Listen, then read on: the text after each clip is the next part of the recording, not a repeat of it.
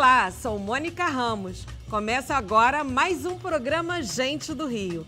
Nessa segunda temporada, estamos focados na retomada econômica do Estado, com todos os cuidados ainda necessários e rezando para não aparecerem novas variantes do coronavírus.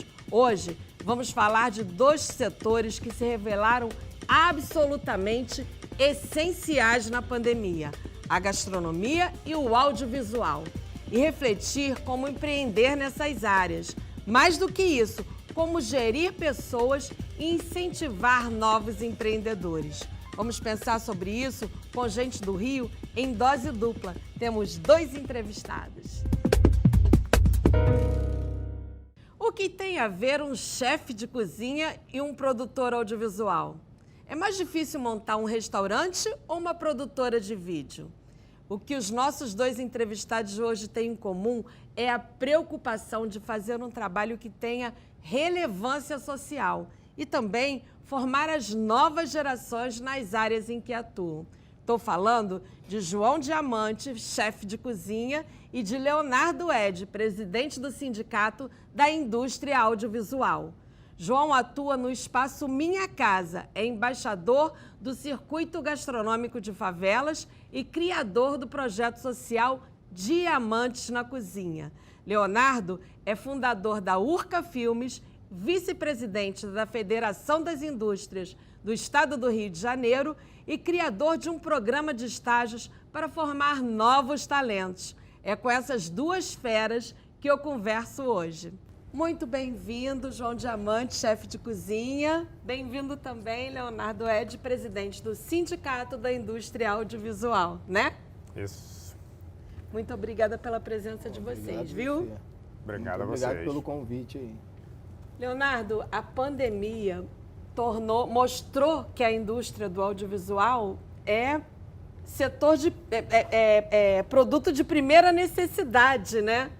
É essencial para a vida das pessoas, porque no isolamento, quem não tinha um streaming, mesmo pelo celular, uma TV, filmes, quer dizer, isso salvou a vida de muita gente, né? Isso foi uma injeção de ânimo no setor de vocês? Bom, com certeza. Durante a pandemia, de fato, o audiovisual se mostrou uma necessidade básica. Básica, né? A cultura como um todo se mostrou necessidade básica para a população.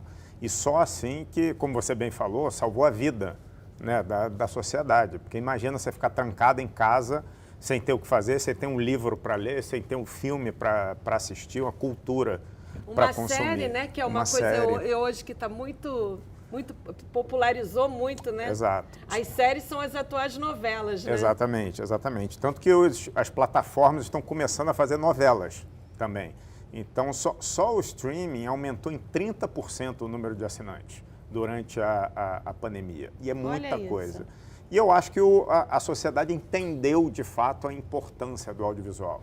Né? A gente tinha muito a radiodifusão, a TV aberta, como os programas de variedade, as novelas e tal, só que eu acho que nesse momento de pandemia, a população entendeu que é muito mais, né? E entendeu que o audiovisual é o audiovisual, né? Porque a gente costuma assistir a televisão sem pensar muito em quem faz aquilo ali, né? E quem está produzindo. Porque eu acho que isso foi uma evolução, talvez das mais importantes, a sociedade entender que tem gente ali por trás. Como é que essa gente continua produzindo?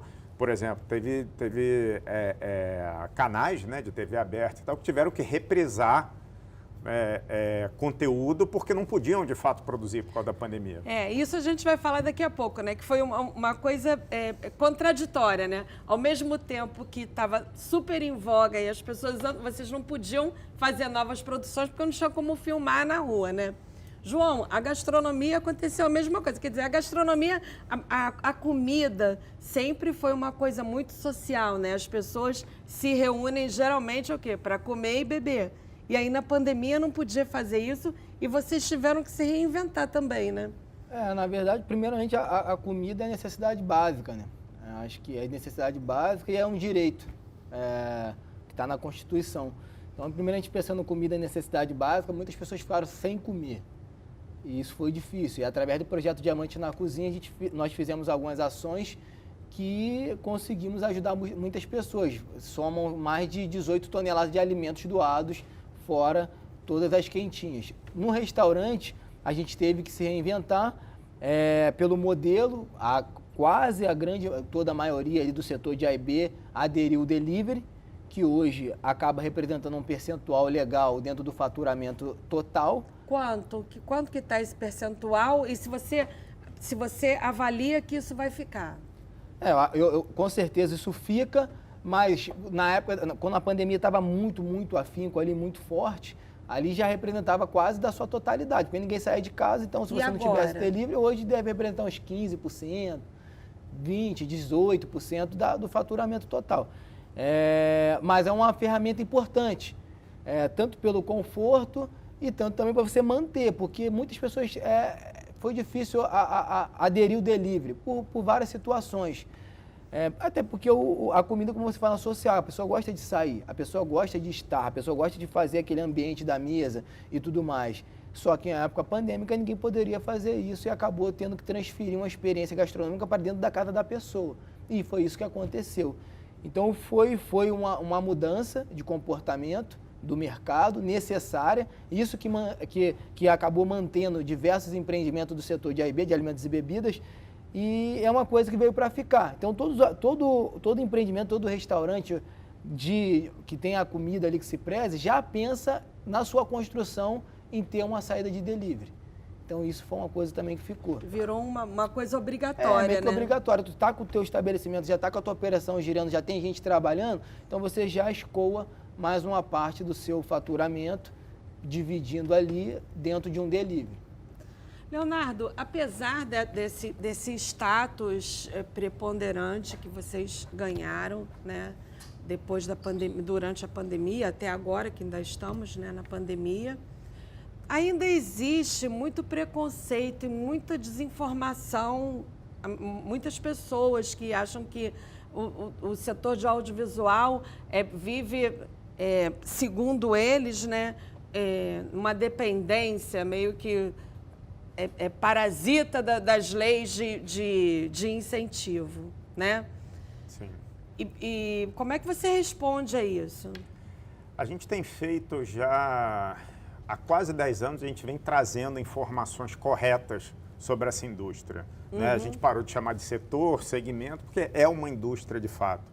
Só para você ter uma ideia, essa indústria responde por quase 28 bilhões de reais de valor agregado à economia. Então, são quase 28 bilhões de reais que a gente injeta na economia brasileira.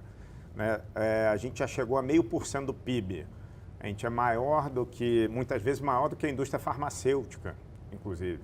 Então, gerando emprego, gerando renda, são 3,5 bilhões de impostos que a gente gera ao longo do ano para uma política pública de fomento, né, muito menor que isso. E que é realizada no mundo inteiro, porque também a fruição de cultura está garantida, né, na Constituição Federal, né, uma garantia básica, um direito básico do cidadão ter acesso à cultura. E todo governo que se diz democrático entrega essa produção cultural à sociedade, né? Não é ele que produz.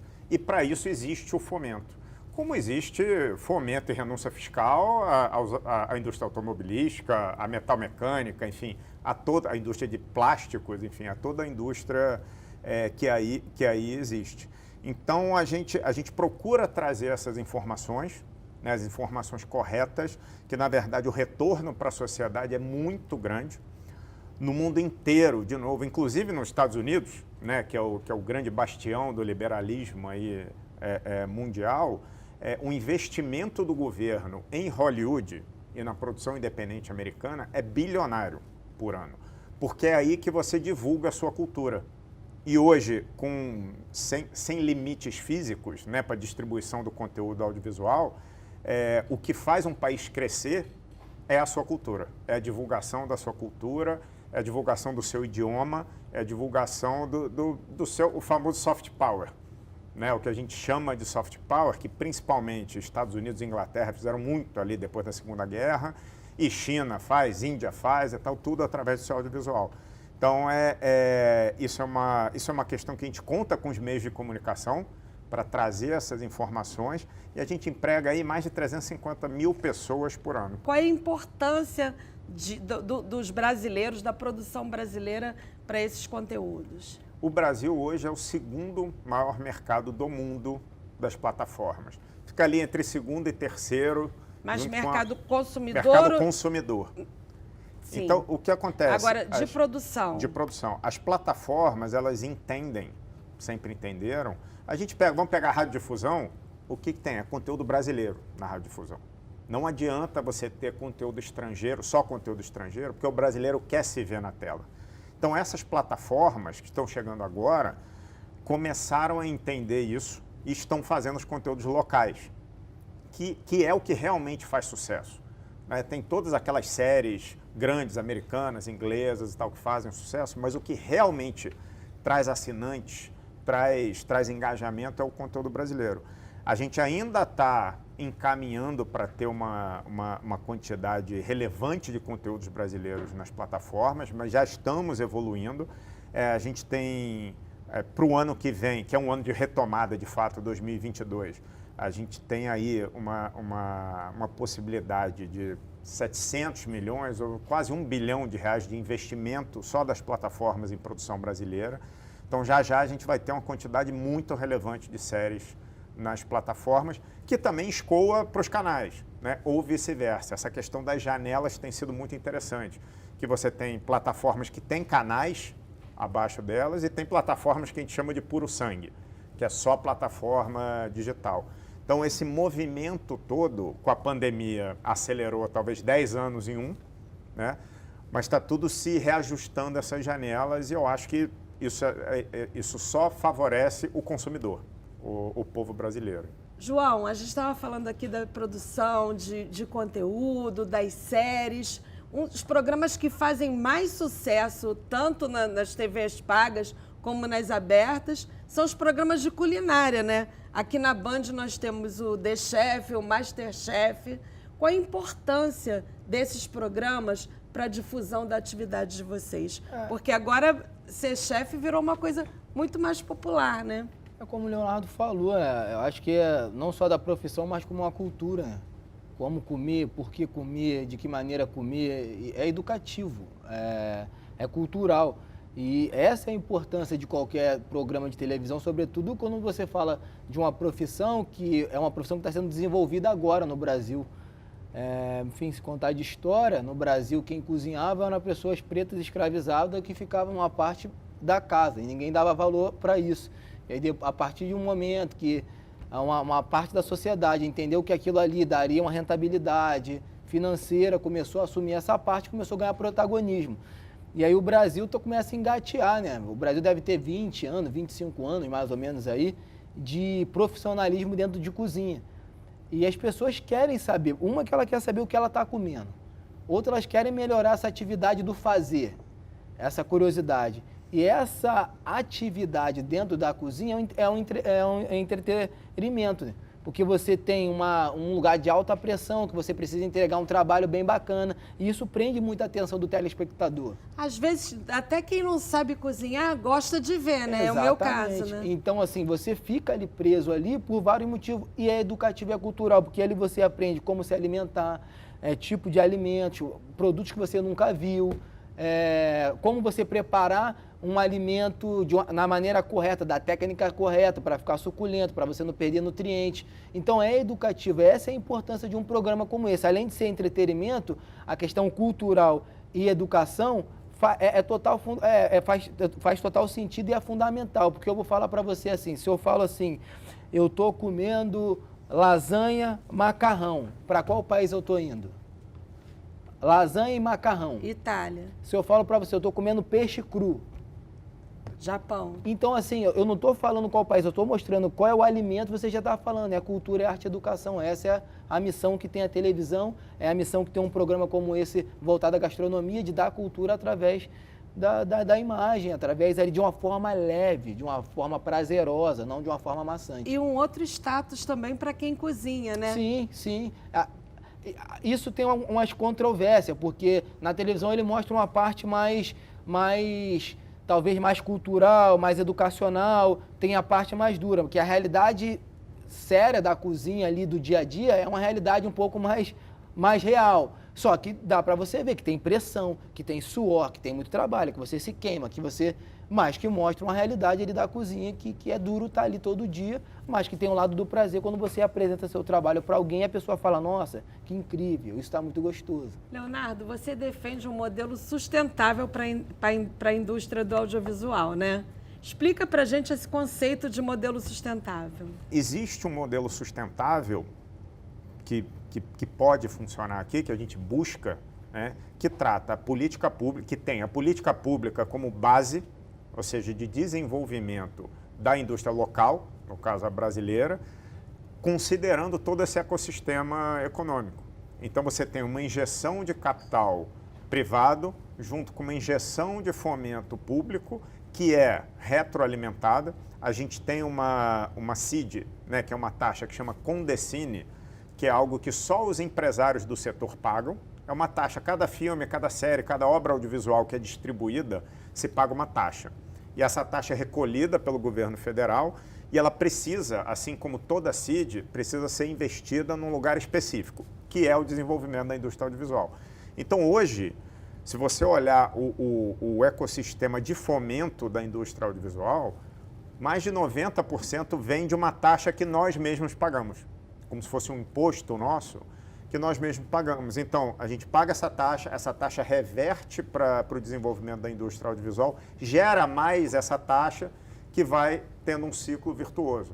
Então, isso é uma sustentabilidade. E agora a gente está buscando a sustentabilidade do negócio em si, ou seja, do licenciamento, da venda do conteúdo, né, que é criar um ecossistema de negócios favorável, né, desburocratizado, seguro, que tenha sua institucionalidade, para a gente conseguir fazer girar e cada vez mais a gente poder ampliar o leque, por exemplo, de novas empresas, de novos realizadores, de novos entrantes nesse mercado que possam se beneficiar desse ciclo virtuoso e a gente ter uma indústria audiovisual no Brasil cada vez maior e mais pujante. João, você já foi marinheiro, né? Em que momento que a maré virou e você resolveu ser cozinheiro? Na verdade, foi meio que um acaso, né? A oportunidade que a vida me deu, enfim, minha história, eu venho da Bahia, ainda muito novo, 6 meses de idade, me desenvolvi minha vida toda dentro de uma comunidade. E aí já Qual trabalhei comunidade? no Complexo do Andaraí, na zona norte do Rio. E aí fiquei na comunidade até 27 anos. Então, assim, quando eu entrei para a Marinha, o único lugar que eu podia estudar era na cozinha, porque eu tinha a possibilidade de sair um pouco mais cedo, tinha uma rotina diferenciada. E aí eu comecei a me atentar a isso, mas pelo ato de servir. Eu sempre gostei muito de servir. E sempre fiquei me perguntando, pô, talvez aqui tem uma possibilidade legal de fazer um trabalho bacana, mas as pessoas sempre reclamam. E naquele momento que eu comecei a servir, quando eu comecei a entender que pô, você chega em casa cansado, você tem uma comida que é mais ou menos, aí você fica chateado por completo. Agora, você chega em casa cansado e tem aquela comida que te abraça, muda teu ânimo. Esse é o poder da gastronomia, é um poder é um poder de um filme, é um poder de qualquer outra ferramenta cultural, educacional, que a gente pode colocar. Então, isso mudava muito minha rotina de fazer as pessoas felizes através do alimento. Então, foi nesse momento que eu falei, não, é isso que eu quero fazer. Quando a pessoa chegava cansada para comer lá no rancho, que a gente chama, e via aquela comida lá bem posta, quentinha, legal, saborosa, e ela comia e mudava o dia dela, falei, pô, é isso que eu quero seguir, é essa profissão que eu quero seguir. Aí eu comecei a me aprofundar dentro dessa profissão, entender todas as mazelas que a profissão tem, que a gente sabe que às vezes retrata uma coisa, mas que só quem está no dia a dia é outra. Acho que o audiovisual é muito parecido com a gastronomia, com o jornalismo. A pessoa vê você na televisão, aquela coisa bacana, toda produzida, mas ninguém sabe os bastidores que tem isso para acontecer, para transmitir. Muitas profissões são parecidas com isso, mas que é prazeroso no resultado. Quando você vê o resultado da coisa, isso te dá um prazer, te retroalimenta para você continuar. Então foi aí que aconteceu isso. Você está falando dos perrengues, mas você chegou a Paris, né? Realizou, é o sonho de todo chefe, né? Trabalhar lá. Talvez eu cheguei a Paris porque eu não tinha esse sonho. Porque, talvez, bem possível foi isso, porque meu sonho de moleque era ganhar R$ 1.200 por mês e ter uma casa na comunidade. Esse era meu sonho. Eu acho que eu só cheguei em Paris porque eu fui tão em busca desse sonho dos R$ 1.200 e da casa da comunidade, que isso se retrata em dignidade, que é o básico, que 80% da população brasileira não tem, a gente busca todo dia isso, que acabou chegando em Paris. Eu acho que eu não projetei isso. Às vezes, muitas pessoas acabam projetando isso e acabam ficando tristes Eu só trabalhava e buscava e a coisa ia acontecendo. Aconteceu de chegar em Paris, porque eu fiz uma faculdade que tinha uma chancela de um grande chefe, que chama Alain Ducasse, que é um francês, e eu fiquei entre os 3 melhores da faculdade. E a partir daí, eu consegui um estágio na França, aí morei lá no Jardim de Luxemburgo, eu trabalhei no restaurante da Torre Eiffel, e aí a coisa começou a mudar culturalmente, voltada a conhecimento. Aí a coisa começou a funcionar, eu comecei a entender aonde o João foi parar pelo sonho de ganhar R$ 1.200 por mês e ter uma casa na comunidade, que era dignidade. Leonardo, você também é muito voltado para esse público, né, que quer ingressar na profissão. Você foi o autor, o idealizador de um programa de estágio para descobrir novos talentos, né, no audiovisual, né? Sim. Também faz mais de 10 anos, estou trabalhando muito para poder fazer essa entrada, né, dos profissionais no audiovisual mais simples, mais fácil, porque a cultura tem isso também de bom, né? A cultura traz todo mundo para dentro. A cultura abraça qualquer um que queira trabalhar com cultura. E hoje são 6 milhões de pessoas no Brasil, se eu não me engano, que trabalham com cultura. Que é uma coisa que realmente tem em comum também, né, nos dois setores. Totalmente. Então, você tem todos os tipos de qualificação para todas as idades, para todas as disponibilidades na cultura. Então, desde 2008, se eu não me engano, a gente vem fazendo programas de estágio na Urca Filmes e também na Firjan, onde a gente fez um programa curta criativo que trazia estudantes, né, aí já da universidade ou cursos técnicos, para trazerem seus curtas-metragens, aí especificamente sobre o Rio de Janeiro, e era um concurso que um dos prêmios eram estágios, né, em várias produtoras, tinham 5 produtoras diferentes para dar esse estágio. E, além disso, prêmios em dinheiro, em aluguel de equipamento para fazer o próximo filme, para a gente poder fazer esse ciclo, né, essa roda seguir girando. E um dos estagiários que foram para a Urca, hoje tem o Jeitinho Carioca, aquele perfil do Instagram, que foi um canal do YouTube de super sucesso. Começou assim, na faculdade ele mandou o seu curta, foi primeiro colocado, se eu não me engano, em um dos anos aí do Curta Criativo. Aí fez um estágio na Urca, criou a sua própria empresa, começou a coproduzir com a Urca Filmes. Então virou de fato um empreendedor, um empresário, e agora tem esse canal de super sucesso que chama Jeitinho Carioca. Então a gente vê isso acontecendo com vários. Eu tive vários estagiários que criaram suas próprias empresas e começaram a trabalhar e trabalham até hoje comigo. No próximo bloco, já pensou alguma vez na vida em fazer algo em audiovisual? O Sicab tem programa de formação de novos talentos. O Leonardo já falou e vai explicar mais no próximo bloco. E você conhece a Boulanger Rua? Não? Então fique com a gente. O Gente do Rio volta já.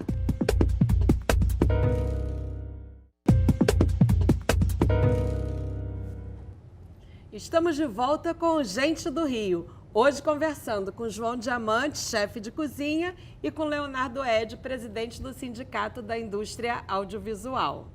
Leonardo, você estava falando do programa de estágio que você idealizou, inclusive contou cases de sucesso no último bloco. Qual é o passo a passo para quem quer trabalhar nessa área? Que é uma área, aliás, super ampla, né? Tem muita coisa para fazer, uma diversidade enorme. Sim. A indústria do audiovisual tem uma gama de oportunidades gigantesca para todo tipo de formação, para todo tipo de perfil e de idade, né? Não tem muita limitação de idades porque parece que é uma coisa só para jovem, né? Não é. É também, né, é para todo mundo, né? Você vê, seja um ator em si, uma atriz, que pode ser uma pessoa idosa e tal, ou mesmo para um trabalho de criação, de produção, enfim. Eu sempre digo que a indústria criativa é assim, né? Ela abraça todo mundo, como eu falei no outro bloco. E o que eu indico para quem quer ingressar, né, você tem vários segmentos diferentes, tem o segmento da criação, né, com roteiristas, diretores, enfim, por aí vai. Segmentos técnicos, como um iluminador, como um assistente de direção, enfim, uma série de outras funções aqui. E tem o segmento de gestão, né, que eu chamo, que é a parte de produção, de empresariado e tudo mais, que são os empreendedores também que começam as suas empresas. Mas para todo mundo, e eu acho que para qualquer indústria, a primeira coisa é conhecimento, né? Uma formação, é buscar conhecimento. Então, existem vários cursos disponíveis, desde cursos técnicos até faculdades, universidades, de todos os valores, gratuitos ou pagos e tal, e tem muita bibliografia na internet, tem muita coisa para buscar, muitos estudos de mercado, enfim. Então, a primeira coisa que eu falo é leia. Leia bastante, leia de tudo, tente se conectar às pessoas da área, né? O CICAV tem recebido muita gente nesse sentido e a gente tem essa parceria com a Firjan e o Sistema S. Né? Do qual você é vice-presidente, né? da Firjan, você é vice-presidente da Firjan. E a gente tem um programa de capacitação no Senai voltado para o audiovisual. O Senai tem todas as indústrias ali, mas tem um programa voltado para o audiovisual que tem desde a educação mais básica até mais qualificada, né? mais avançada, e que muitos dos cursos também são gratuitos. Então, é para todo mundo.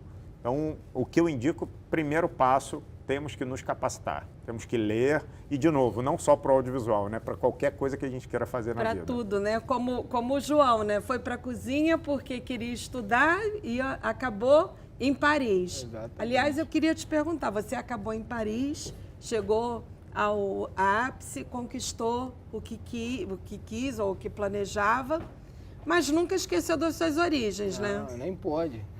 Tanto que, assim que pôde, criou o projeto Diamante na Cozinha. Conta pra gente o que é esse projeto. O Diamante na Cozinha é um projeto social onde você utiliza a gastronomia como uma ferramenta de transformação.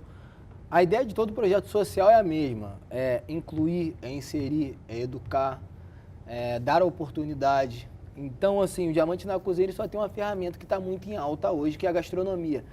O modelo de educação do Brasil é um modelo muito arcaico, né? Um modelo muito antigo, um modelo maçante. Ninguém gosta de ir para a escola, ficar numa carteira. Às vezes as pessoas ficam se perguntando, tá, aonde que eu vou utilizar isso na minha vida? E aí quando você tem um modelo que é um modelo atraente, que é um modelo que você entende ali como melhor, a gente falou de cultura, eu falei alguns nomes de alguns pratos, de algumas preparações, e você já falou o país.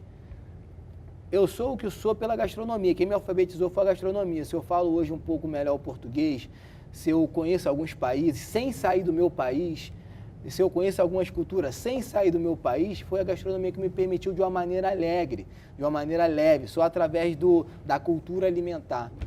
Você conhece a pessoa pelo que ela come. Se eu falo para você feijão tropeiro,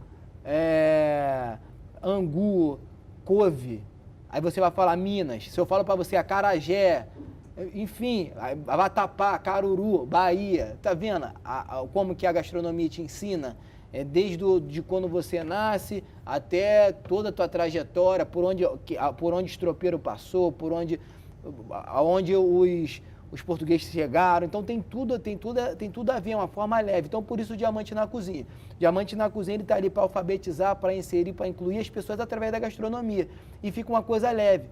E o mais legal do Diamante na Cozinha, que é um curso de 3 meses, onde você aprende desde plantar, cultivar e colher até finalizar um prato, passando por diversas áreas, panificação, confeitaria, padaria, antropologia, segurança alimentar.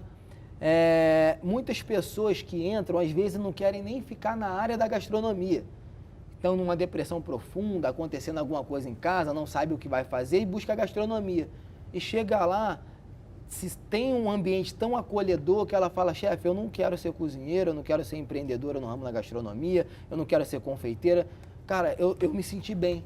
Eu me senti aqui aceito de uma forma, consegui fazer network e tudo mais. Mas o Diamante na Cozinha hoje tem mais de 240 alunos formados, um impacto muito grande, pessoas que hoje são chefes de cozinhas, que chefiam cozinha hoje em outros países, como a África, como o continente africano, como em Luanda. Tem uma pessoa lá, tem pessoas trabalhando com grandes chefes de cozinha do Rio de Janeiro, tem pessoas que têm seus próprios empreendimentos que conseguiram desenvolver melhor, porque normalmente o empreendedor ele acaba não tendo um conhecimento que precisa. E aí, ainda mais no mundo da gastronomia, que é um mundo muito peculiar, que você, enfim, compra um copo a R$2 e você quer vender a 4. Não, está errado. Então tem todo um cálculo ali, toda uma assistência para a pessoa ganhar esse conhecimento. Então a gente tem um impacto em ambas áreas, tanto na área de cultura, na área de formação, na área de empreendedorismo, na área social, na área psicológica. Então, com esse curso a gente consegue abraçar essas pessoas, até porque eu sou oriundo de projetos sociais. Então, na minha infância eu fiz balé, teatro, capoeira, futebol, dança. Foi uma das coisas que me deram essa capacidade cognitiva e intelectual de entender que eu poderia sair de uma comunidade com segurança, que eu poderia estar onde que eu quiser estar. Então, essa é a ideia e essa é a ideia do Diamante na Cozinha. Muito bacana. E o CICAV, ele abrange uma área, assim, diversa. Vou até ler aqui, tudo que vocês representam. Estúdios, produtoras de TV, cinema e vídeo, laboratórios cinematográficos, produtoras de games, empresas de dublagem, de finalização e de locação de equipamentos cinematográficos. Como conciliar esses interesses todos, esse mundo de gente? Esse trabalho muito mais difícil, acho que essa é a palavra, de tentar conciliar todos os interesses, ele traz também um ganho, né, para a indústria, porque a gente acaba trabalhando com níveis muito diferentes de empresas, seja nível econômico, nível de desenvolvimento, o que for, e a gente acaba trazendo todo mundo para um mesmo patamar de discussão no entendimento que a gente precisa desenvolver a nossa indústria. Né? E desenvolver a nossa indústria é desenvolver nossos produtos brasileiros para o nosso consumidor, que é a nossa sociedade, contando a nossa história com a nossa voz. Né? Como o João está contando, né? Exatamente. Então Já daria um bom documentário, uma boa série, olha aí, já tem tá... Tem alguns já. A gente tem. A gente fez um que era até era o apoio da prefeitura com a lei de incentivo. É isso, na verdade não existe sociedade, não existe um país sem o governo. Então tem pessoas que, não, eu prefiro ser um modelo à parte, que não tem como que tu vai andar. Aí tem o empresário, não, que eu ando com as minhas próprias pernas e tudo mais. Tá, mas dele vai lá e pega um empréstimo com o BNDES. Com a taxa, eu vou pagar, mas a taxa baixa. E o banco BNDES é de quem? Do governo. Então, assim, para com esse discurso. O discurso é que você precisa do governo e você tem que cobrar para o governo fazer o trabalho direito. É isso. Mas não tem sociedade sem um governo, não existe. O governo está aí para dar cultura, arte, educação, saúde e todos os direitos que estão na Constituição. É verdade. E nesse sentido, vocês acabam de firmar uma parceria com a Prefeitura do Rio, né, Leonardo? Exatamente. O que o João estava falando é exatamente isso que a gente buscou agora, eu concordo 100%. E o que a gente fez agora com a Prefeitura do Rio, com essa nova gestão, que tem uma visão não só de negócio, de desenvolvimento da indústria, mas de política pública, de inclusão, de desenvolvimento da base, né? A gente firmou agora Firjan, CICAV e Prefeitura, representada pela Rio Filme, né, que é a nossa empresa do audiovisual aqui da cidade do Rio de Janeiro, um termo de cooperação onde a gente vai desenvolver o planejamento estratégico da Rio Filme, vamos modernizar a Rio Filme, transformar a Rio Filme numa grande empresa, e uma grande empresa não só em lucro, né, em receita, em trazer receita financeira, retorno financeiro, mas retorno social, de inclusão de toda essa política pública. É onde se tem a sala de cinema do Alemão, por exemplo, onde tem salas de cinema de rua, com ingressos subsidiados, que aí você tem a real inclusão, você faz com que as pessoas realmente vejam, porque não adianta a gente cobrar da população ir a um cinema que custa R$40, R$50 uma sessão, ou verdade. Acessar uma plataforma que custa R$30, R$20 cada uma, R$50. A gente precisa, de fato, entregar... Democratizar, de fato, né? De verdade, não só no discurso. Então, esse termo de cooperação é para isso. incentivar as pessoas criativas como o João. Aliás, o que é a Boulanger Rua, João? Então, a Boulanger Rua é mais, assim, hoje o Grupo JD, que é o grupo que gere todas as atividades que o João faz hoje, a gente acredita muito e sempre acreditamos na economia colaborativa, que é isso que está na minha camisa, colaboração. Então, assim, hoje tem a Boulanger Rua, tem a Araucária, tem a Malu Catering, então tem vários empreendedores que fazem produtos de alimentício voltado para toda a área, para todo o setor de A&B, que a gente faz parcerias e incuba esses produtos dentro da nossa gama. Porque a gente acredita que todo mundo junto vai ser mais forte. Que se a Boulanger Rua ganhar, que foi uma parceria que a gente fez de padaria, se ele é um parceiro nosso e a gente vender, ele Mas ganha é uma também. escola também ou não? Não. Vocês funcionam, como você falou, como se fosse uma incubadora dessas empresas de... Exatamente, porque aí desenvolve por conta da nossa notoriedade, por conta de tudo que a gente já fez até hoje e dá visibilidade.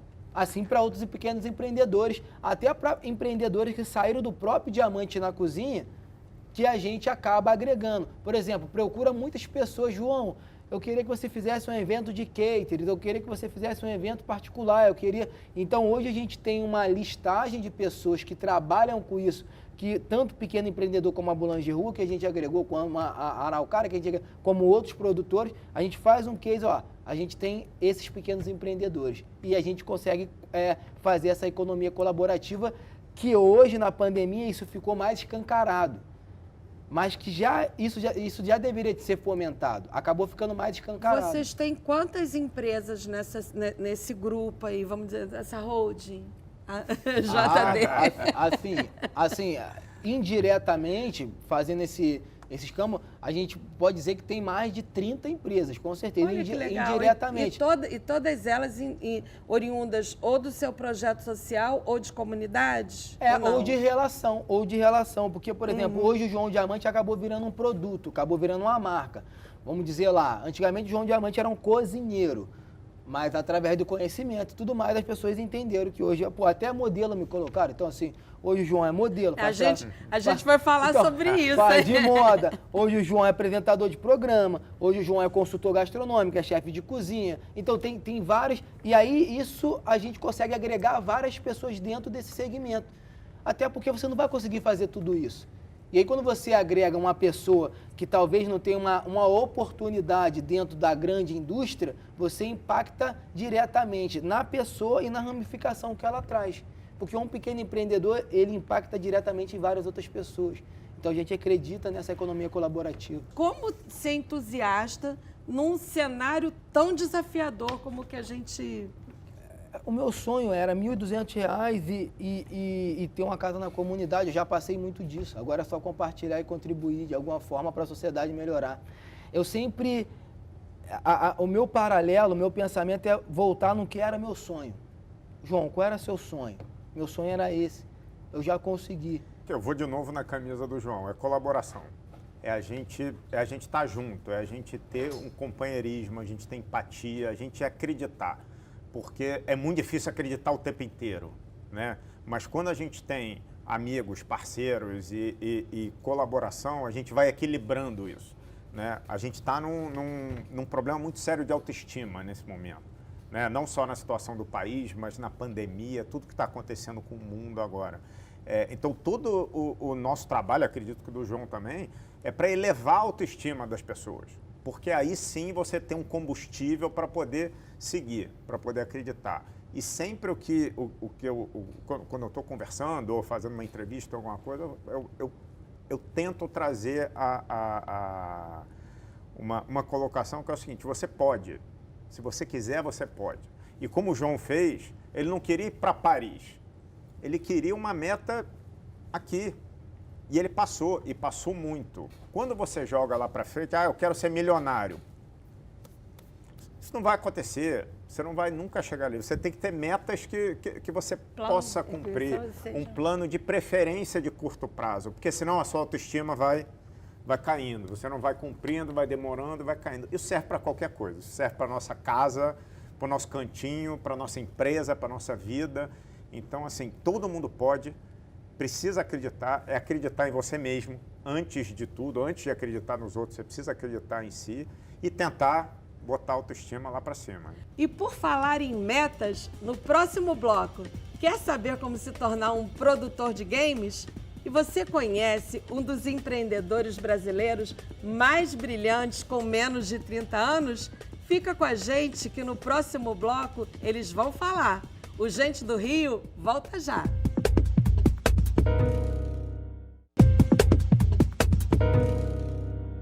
Estamos de volta com o Gente do Rio. Hoje conversando com o João Diamante, chefe de cozinha, e com Leonardo Ed, presidente do Sindicato da Indústria Audiovisual. João, você foi eleito pela revista Forbes um dos empreendedores brasileiros mais brilhantes com menos de 30 anos. Agora já tem 30, né? Tem 30, agora já. Na época tinha 29. Isso é muita representatividade, né, João? Na verdade, eu pensei que era até mentira quando chegou lá o reconhecimento, né? Eu perguntei pra mim assim, pô, é verdade isso? É? Porque a gente vai trabalhando e a gente vai trabalhando e não tem a dimensão do que você acaba representando, do que você, do alcance, do impacto que o teu trabalho tem dentro de uma sociedade. Você realmente não tem noção. Aí, a partir de um prêmio como esse, enfim, que é um prêmio com conotação mundial, então uma revista super bem conceituada, você para analisar tudo que você já fez até hoje e olha o cenário e fala, puxa, nós já fizemos muita coisa. E aí eu sempre fiquei me indagando quanto a isso. Pô, mas isso é uma coisa que eu já faço já há muito tempo, já está dentro do meu dia a dia, já está no sangue e tal. Será que talvez era para um reconhecimento como esse? E aí foi o que você acabou de falar agora, mano. Foi o seguinte, precisa de uma representatividade. Precisa Isso de alguém ali para falar, pô, se o João tá lá, se a equipe do João conseguiu, o João, lógico, o João não é sozinho, o João tem uma equipe que faz a coisa acontecer junto e tal. Mas se tem aquele cara ali, pô, eu consigo chegar também. Por que não? Por que não tentar? Por que não trabalhar? Por que não insistir?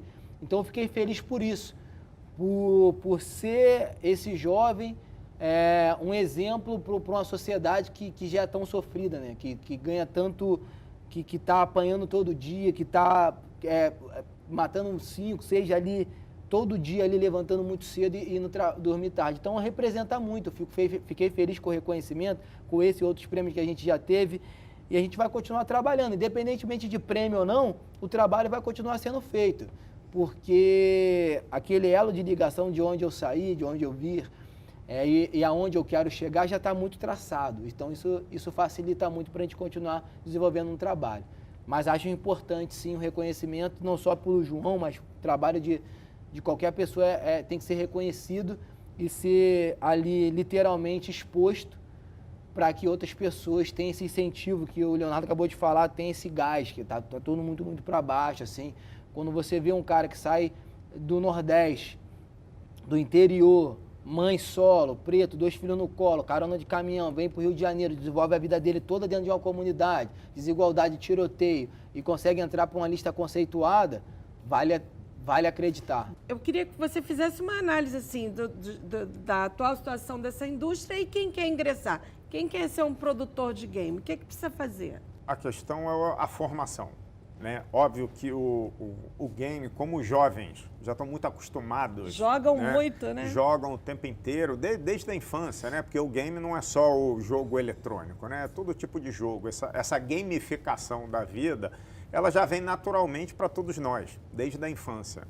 Né? Então, por isso que os realities de games são tão vistos e têm tanto sucesso, porque a gente está muito acostumado com isso. Né? Então, quem quer entrar...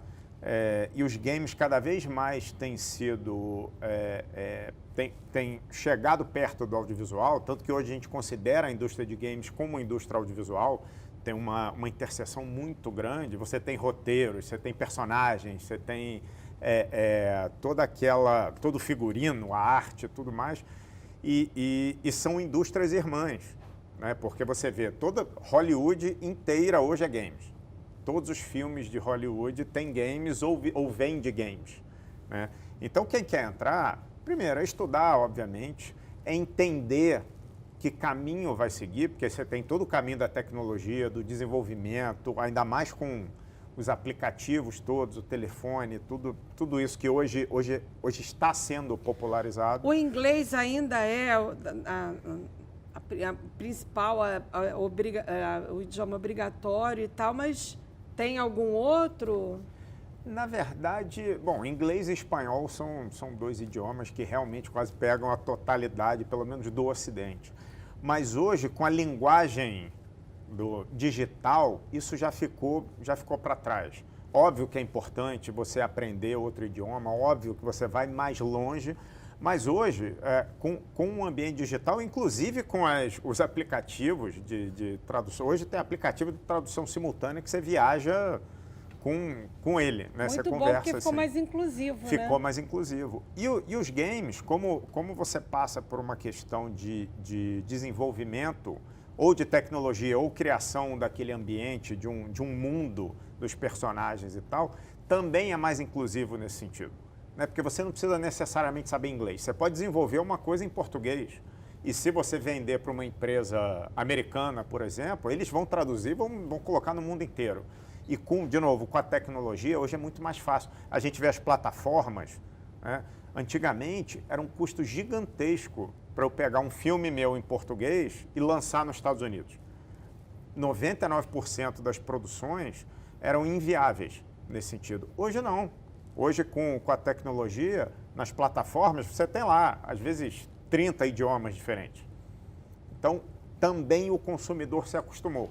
O consumidor se acostumou a escutar filme dublado, a ver games dublados. Muitos deles que fazem um grande sucesso não têm idioma, né? Só nas regras ou alguma coisa assim. São games que não são falados, tem muito mais um mundo.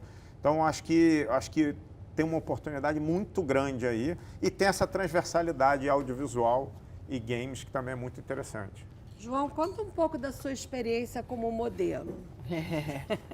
Foi engraçado, cara. Assim, foi muito engraçado porque você, quando é que nem aquela questão do Charlie Chaplin. Quando você está apertando sua parafuso, você não consegue ver de fora, né? Porque quando você está de fora, você tem uma visão mais ampla.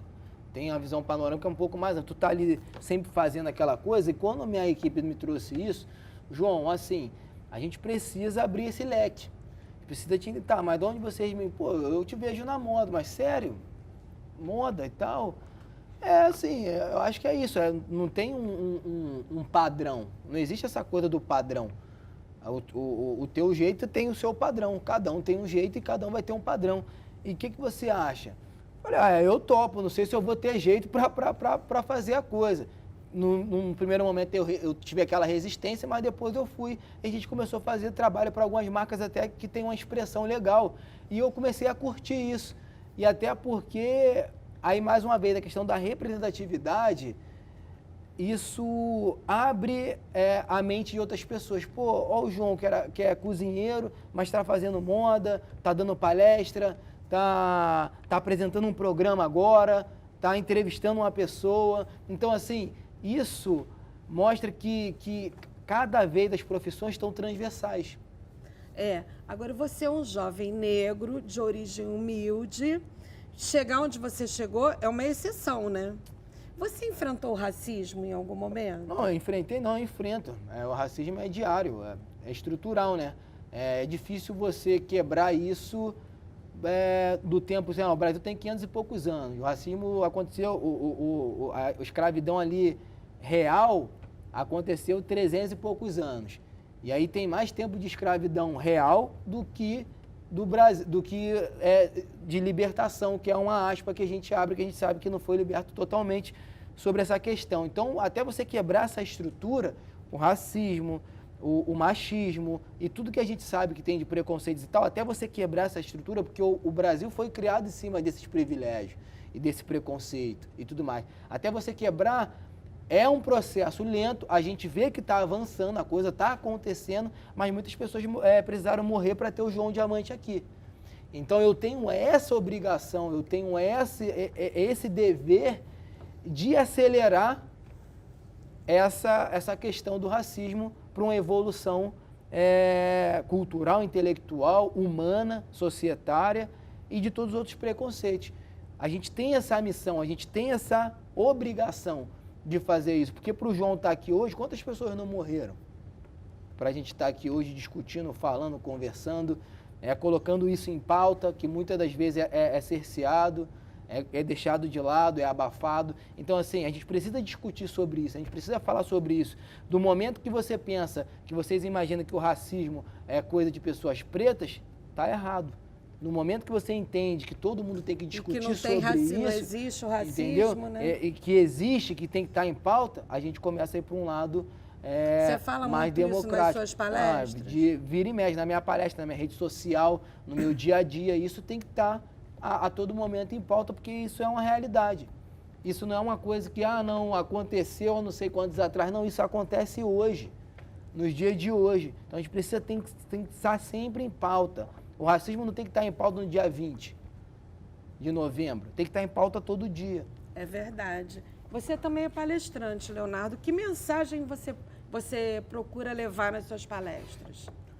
Eu acho que essa mensagem Bom, hoje é uma mensagem de otimismo, esperança e tal, que passa muito pelo que o João falou. Acho que todos temos que discutir todas essas questões. Não são específicas dos grupos que estão sofrendo. Na verdade, é de todos nós. A responsabilidade de melhorar o mundo é de todos nós. E a gente tem que olhar para isso com muita sinceridade, muita transparência, colocar a nossa responsabilidade, eu ia falar a nossa culpa, a nossa responsabilidade, porque existe uma responsabilidade histórica. Eu não quero, mas no meu ponto aqui, de onde eu estou, do alto de onde eu estou, eu sou o responsável também. E mais do que isso, a gente é responsável para frente. Então, a gente pode fazer. Então, o que eu sempre levo de mensagem é que todos podem, foi o que eu falei agora há pouco, a gente pode. Se a gente quiser, se a gente for verdadeiro, for honesto, a gente pode. Então, a gente pode e deve transformar esse mundo num mundo melhor. Então, nesse clima de otimismo e de transformação, vamos para o nosso ping-pong, que é o final do nosso programa. Time de futebol. Flamengo. Vasco da Gama. Partida inesquecível. A Libertadores, né? Que eu vi agora, contra lá o River e tal, foi uma partida inesquecível. Porque eu assistia, eu estava dando uma aula em Fortaleza, me colocaram para dar aula na hora do jogo. Quando o Flamengo virou, eu não... Joguei microfone, tudo pro alto e acabou a aula, foi uma festança. Essa foi inesquecível, né? Não, para mim a partida do Brasil e Chile de 92, se eu não me engano, que teve aquele problema do morteiro, sim, que eu sim, estava no Maracanã, pela presença do Maracanã, aquele Maracanã pujante, eu acho que tinha 200, que ainda era tinha o Maracanã. geral, né? Sim, porque era o Maracanã de verdade. Eu aquela diria que coisa. todos os jogos que eu fui naquele Maracanã foram inesquecíveis. Pô. Era um negócio incrível. Lugar para relaxar no Rio. Praia. Gosto muito de Qualquer praia. praia. Acho que qualquer praia. Aquele clima, aquela maresia, aquela onda batendo e voltando, aquele barulho me relaxa. A praia reserva lá do Recreio, final do né? Recreio, mas tem Não passa uma semana sem. E na cachoeira? E um você? sambinha. Prato ou petisco preferido? Petisco. Qual? Barriga de porco. Lá do Santo Remédio, gosto do Momo, gosto do Bar da Frente. Enfim, tem vários lugares que eu gosto. Mas assim, uma barriga de porco bem feita, com limãozinho do lado acompanhado. Tenho ido muito, inclusive agora, no Bar da Portuguesa, em Olaria, o bolinho de bacalhau, que é um negócio É famoso lá, né? fantástico. Com a cerveja, obviamente. Bom. João, o que você gosta de ler? Eu gosto de ler muito histórias reais, motivacionais. Gosto de ler ficção também. E gosto de ler estratégias de negócio. Eu gosto de ler muita coisa, enfim, mas geopolítica mundial, para mim, é um negócio muito interessante. Um medo. Não consegui ver realmente o Brasil ainda em vida fora desse mapa da fome. Medo de não conseguir melhorar esse mundo. Maior orgulho da vida. Tem uma mãe que eu tenho,